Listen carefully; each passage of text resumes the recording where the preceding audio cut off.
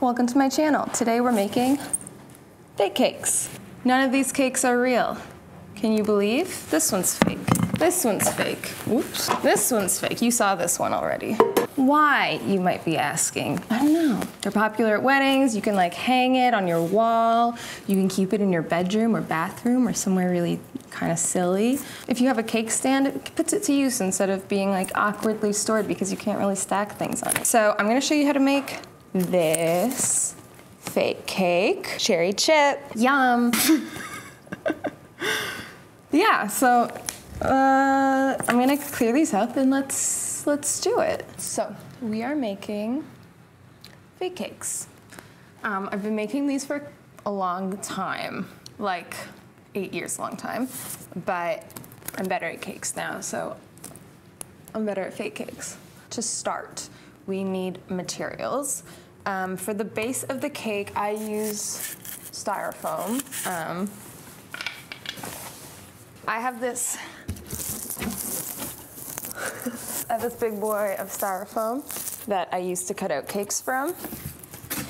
I made an enormous cake moon for a local bookshop, St. Henry Books. Photo, I don't know if I have a very good photo, unfortunately. So that's where I got the foam from, but you can use it to cut out all kinds of shapes. It's really easy to cut out. I just traced a circle shape onto the foam, and then I cut it out with a steak knife. I find that like the ridged, like bread knife, steak knife type of thing, it cuts a lot better. And you can use other things too. Like I have this oatmeal container that I think would make a really good fake cake. Here I'm working on like this box that I found. I think it was a chocolate box. I think that's gonna look really cool once I finish it. It only has the top done. It looks like a donut. Okay, so I'm gonna make this. What I've done is taken one of my cake circles that I use in my baking, and I hot glued the styrofoam to the cake circle, hot glued another piece of styrofoam to the piece of styrofoam. So we have like a 2-layer cake, right? So the taller you wanna make it, the more you can stack your styrofoam. This is my secret tip. The best thing to smooth the edges of the styrofoam is more styrofoam. You can like, this is gonna sound so bad. You can rub them together and that really loosens the edges. Maybe wear a mask when you do that. I know you have one. So we have our cake base. Other things that we need are spackling. Ideally it would be featherweight spackling. I'm just using what I have, which is this DAP brand, sponsor me DAP.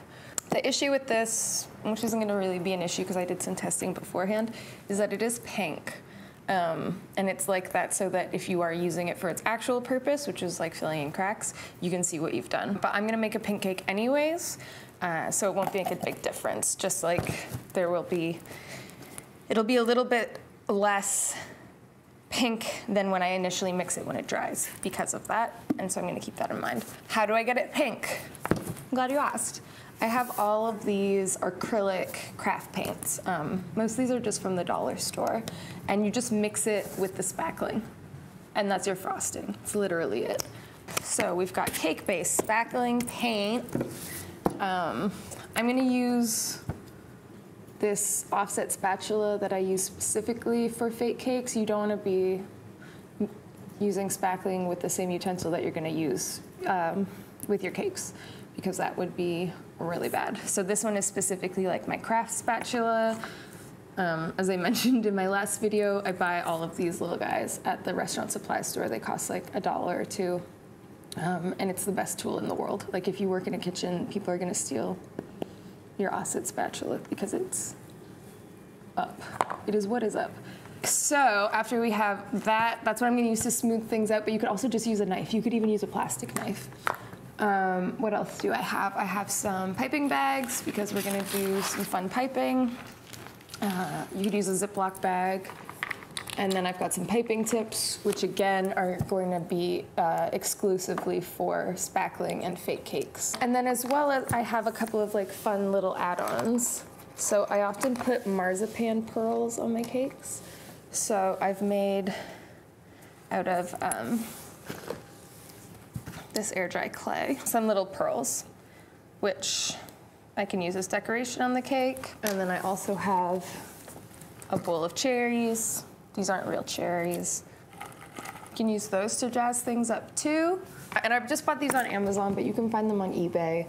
Any fake fruit, like if you had lemon slices, strawberries, like really anything you can think of would look super cute.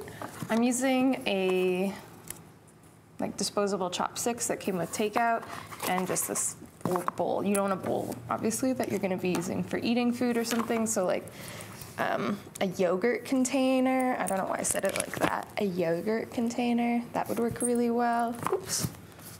Oh. We're not gonna be using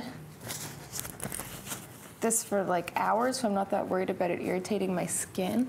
It's important to protect your eyes. You can also wear a mask and gloves while you do this. Okay. I need quite a bit because I'm gonna make this cake and it needs quite a bit of coverage. So we've got that for now. Make sure that you keep it covered because it will dry. So I'm gonna do, I want it to be pink. Put in my paint.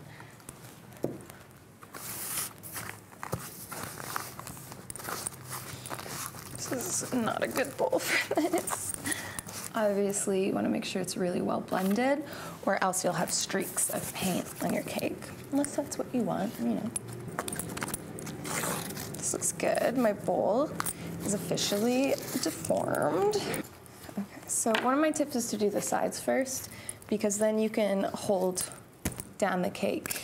You won't have any stuff on it. So it won't be spinning around because the styrofoam is so light. And it really does behave like a thick frosting, you know?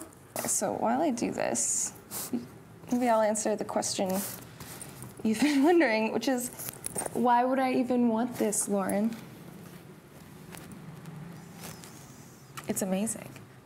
You don't have to like do that like super smooth edge buttercream that's like really popular right now. Like you can do that really like whooshy, homemade style buttercream diner cake.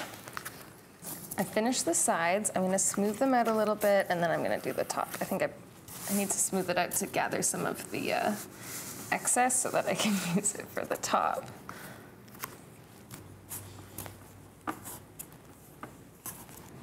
Okay, and the secret, whether it's spackling or buttercream to a smooth top, is a clean knife.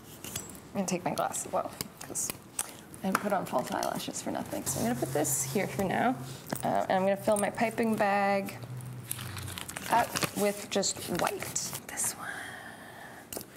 Okay, and I love a starve tip, especially if it's bent in a little bit. I just love how that looks. Crinkle. ASMR. Okay, I'm gonna teach you how to fill a piping bag too, because I don't know if I mentioned this before. So I fold it down, you know, if you're cupping it, and then my thumb is here, and I'm gonna put the knife in the bag, and I'm gonna drag it across my thumb. More. Okay, get in there. So now we will frost. I always do the bottom first, and then the top. Let's see if these bags can hold up. Oh God. No. Welcome back.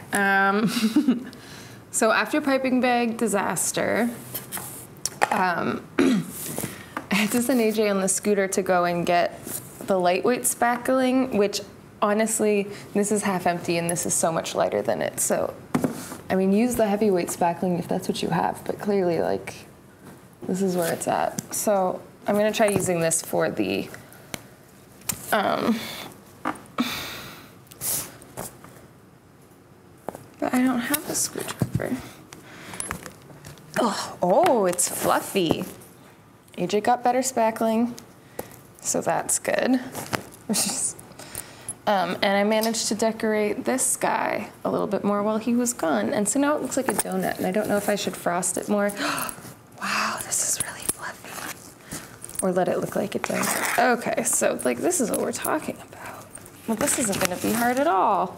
So, spackling that is not insanely heavy and gooey. So much easier. We're learning together. How much was it? $8. $8.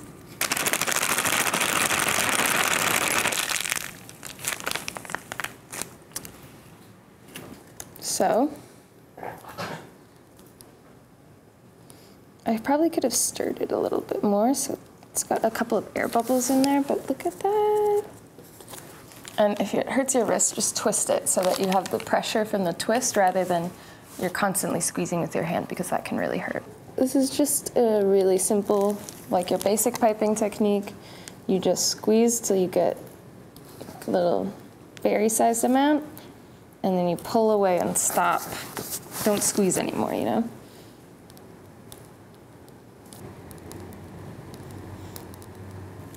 Okay, we have the base done. I'll just do the top. I'm just gonna do the same, like a shell. Keep that piping tip clean.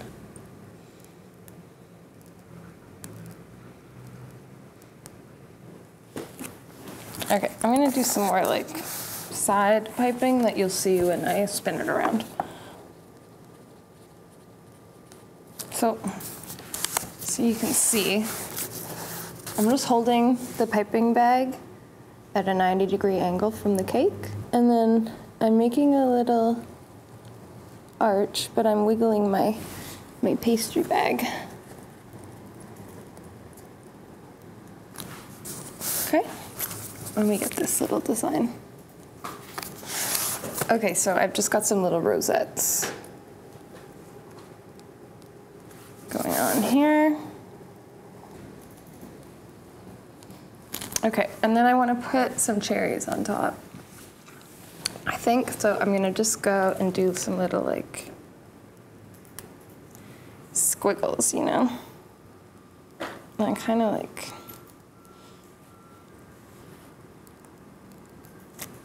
this, right? And then we take our little cherries, just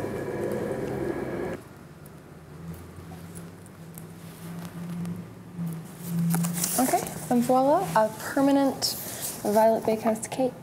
You know what, I'm not done. I'm gonna put some little of these little pearls that I made in it. So they're just gonna go like every couple of this cake done. And I'm thinking for this one, let me know what you think. Should I just make it a donut? Like if I put sprinkles on it, it's got a gold base. Let me know in the comments. Thank you so much for watching. If you make a fake cake, tag me at Violet Bakehouse. I really want to see it. Oh no, I slammed it into the spackling. It's fine. Thanks so much for watching. Don't forget to subscribe.